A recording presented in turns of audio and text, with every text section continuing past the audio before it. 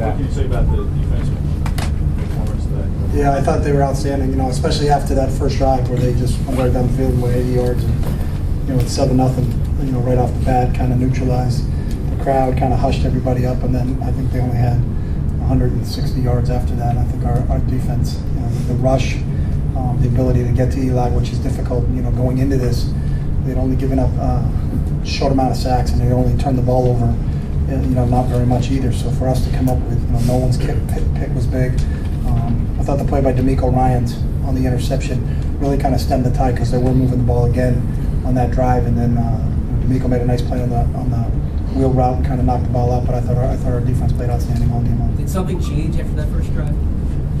No, not call-wise or anything like that. I just think our guys settled down. And again, I think that interception by D'Amico, I think, was kind of key, and that kind of almost everybody took a deep breath. All right, let's go. And then the rush started getting there. Then the next series, we got Nolan on the interception for a touchdown, and then our guys really started playing, I thought. Even before that, the 3rd and 1 and 4th and 1, the 2 stops there kind of turned around a bit too.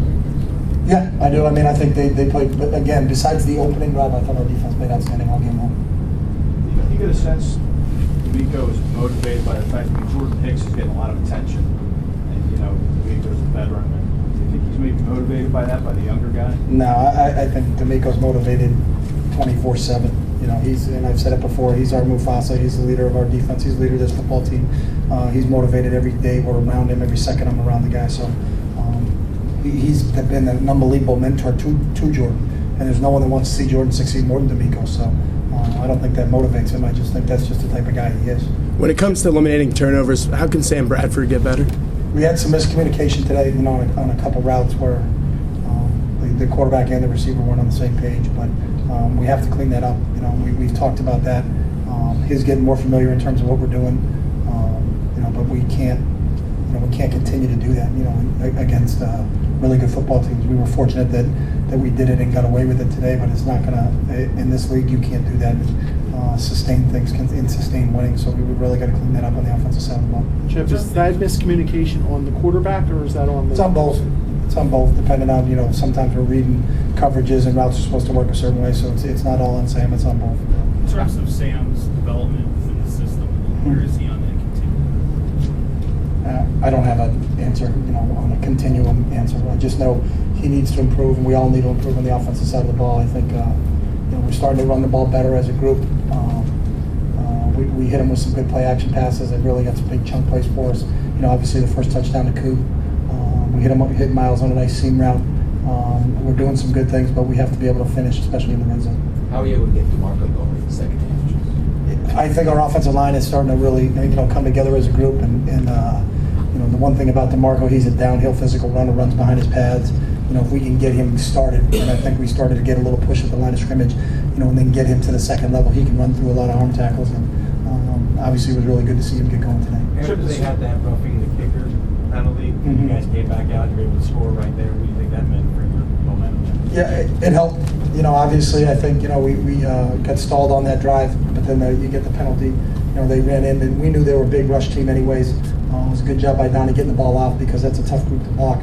We got a lot of big guys on their special teams. So for the fact that we could capitalize on that, I thought was big. And that was a deal we think we capitalized, whether it be the penalty or their turnovers. We capitalized and scored points. And then when we turned it over, again, credit our defense. We didn't give up any points after we turned it over. I thought our defense did a great job in their response after the turnover. Chip, the sequence at the end of the first half, you had 2 timeouts, I believe, and you completed a pass to the 19 with 33 seconds to go. Why not call a timeout there instead of? Because we were trying to save it, and then we took a sack, because, again, receiver ran a wrong route, so Sam was expecting the receiver to do something else, so we just weren't on the right page. So I wanted to get away with just a field goal there. Let's take the points and let's get into halftime and get this thing straightened out. But there was a miscommunication on the route before that, and there was a miscommunication on the one that he took a sack on. Chip, I know touchdown came from under center. Is that a look you've been waiting for? That play action? A look? No. Chip, I know during the week you didn't really get into how important this game was other than one game, but being it's the first win in the division, it's a game that really kind of set the season back on the right way. How important was this? Every game is important. So it's not every single game you play is important. At the end of the year, what's your final record? You can't say well, we lost that one, but it wasn't that important. Every game is important, and that's what we talk about, so. But we have a division huge one games coming are up. more important, correct? Whatever you want. Every game's important when we're trying to win, so. You mentioned the. I don't go in and say, hey, it's an AFC opponent, let's just take it easy this week, because it doesn't count. They all count. At the end of the day, they all count, you know, so it's live, full go, and we're getting ready to go play Carolina. We're not gonna say it's not a division opponent, so let's kick our feet up and take it easy this week in practice. We gotta get ready against a real good football team this week. Seemed Brandon Graham and Vinny Curry had a lot of pressure on They did. the line. What were they able to do? They did. You know, I think a lot of times with what they do, because they get the ball out quick, so they're releasing 5 guys into the route, there's a lot of single blocks going across the front, so obviously it becomes a matchup with our D-line against their O-line, and I thought Vinny played really well, I thought Fletch played well, I thought all those guys, you know, I thought, it was good to see that, and then, you know, the one thing you have to do to disrupt the rhythm and timing, because the ball's out so quick, is get a push in the pass rush, and I thought we did that. Sam had another interception that was thrown into the end zone. Mm-hmm. What are you seeing on those? We had a matchup, you know, we felt like we had Ertz on the safety, and the ball was just a little bit behind him, but, you know, as we were going, that's what we were trying to do, that was what the play call was, that's what we tried to do, but the ball just looked like it was a little bit behind him from where I saw it. I think no X plays coverage-wise, what you do better today? I think we were on to a combination of both things. I think it's the pass rush, and in terms of what they do, the ball's out quick. And so then we talked about if the ball is out quick and it's complete, we got to tackle, and I thought we tackled better on the back end. You've had these guys together. Between the receivers and the quarterbacks, is that happening at a little bit of an alarming rate for you at this point in the season? Anytime we're not on the right page, then we're concerned. Can you trace the miscommunication? Is it from the sideline going in? Is that where it is? Or, I mean, you've had these guys together since spring. Yeah, we know that.